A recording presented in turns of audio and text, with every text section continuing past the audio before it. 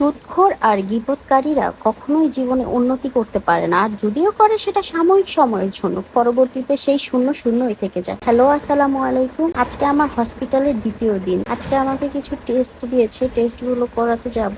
তো প্রত্যেকবারই টেস্ট করাতে গেলে না আমার মনের মধ্যে একটা আতঙ্ক কাজ করে, সেটা হচ্ছে সুই নিয়ে। আমি সুইটা খুবই ভয় পাই, আর এটাই আমাকে বারে বারে দেয়। প্রেগনেন্সি টাইমে, পুরোটা প্রেগনেন্সিতে আমাকে এত ইনজেকশন দিচ্ছে, আমার মনে হয় আমি সারা জীবনও ভুলবো না, সারা জীবনও এত সুই আমি কখনো পাইনি। তো এখানে আমার থেকে ব্লাড নিচ্ছে। তো যারা অন্যের অসুখ বিসুখ নিয়ে ঠাট্টা তামাশা করে, তাদের সারা জীবনই অসুখ লেগে থাকে, হয় তাদের, না হয় তাদের সন্তান। তো যারা সবসময় নিজেরটা বোঝে, নিজেরটা ভালো আর আরেকজনেরটা খারাপ, নিজেরটা রহমত আর আরেকজনেরটা হচ্ছে বিচার, তো এই সকল মানুষদের একটা কথাই বলবো যে সময় থাকতে নিজেকে শুধরাই ফেলো, আল্লাহর দিনের পথে আসো। আর ফেসবুকে পোস্ট করে আল্লাহ আল্লাহ করলে হয় না, মন থেকেও আল্লাহ আল্লাহ করতে হয়, মনেও ভক্তি রাখতে হয়। ফেসবুকে মানুষের দেখাই লাভ আছে? যদি নিজেই মুনাফিকের মতো চলাফেরা করো, নিজের হাজি দাবি করে আরেকজনের পাজি দাবি করলে হয় না। আমার ভিডিওটা যদি ভালো লাগে, লাইক কমেন্ট শেয়ার করবেন। আল্লাহ হাফেজ।